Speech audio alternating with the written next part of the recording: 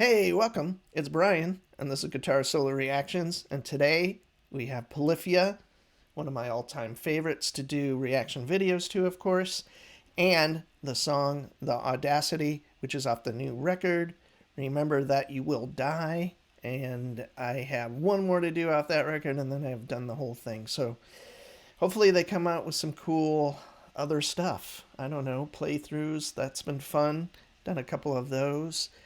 And thanks you for joining me. If you're returning, thank you even more. If you're not subscribed, please do. And if you feel like it, like and comment. That would be awesome. Here we go. Polyphia doing the song The Audacity.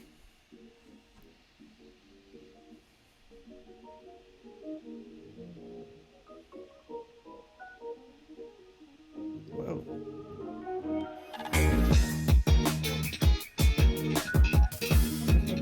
Yeah.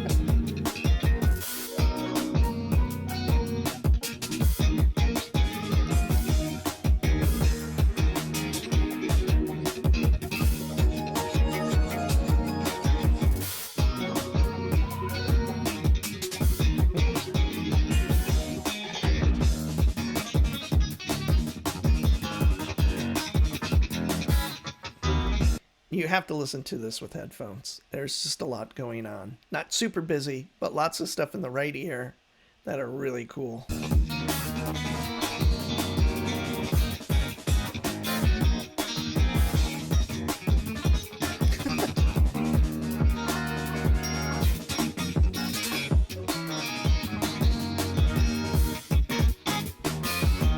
It's like, sorry, it's like hyperfusion, like, but more, I mean, it's Polyphia, but it's like if you listen to 70s fusion and super amazing chops, just credible soloing and super tight.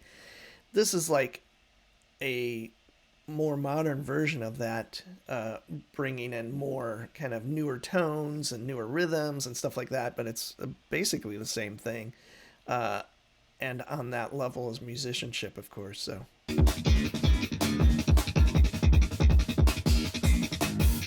Jeez. God, the drums are smoking.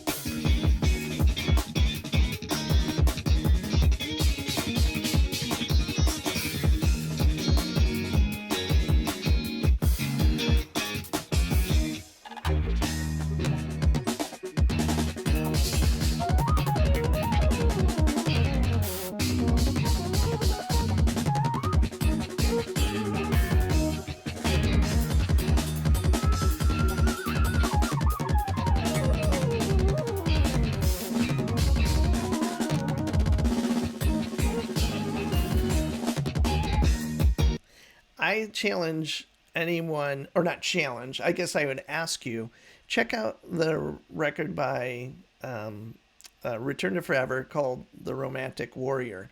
And that featured Chick Corea, El Di Meola, Lenny White, and Stanley Clark on bass. I forgot for a second.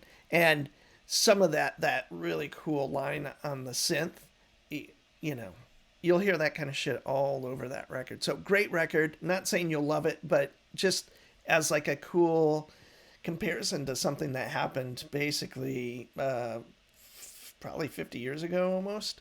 I forgot when that one came out, but that might have been 75, somewhere in there.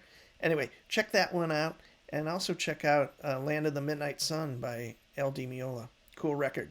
You may hate it. There's a good chance you will. But both of those records kind of fit in this realm in a weird way.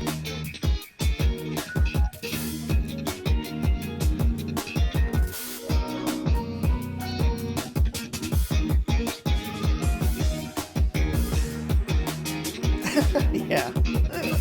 This is killer.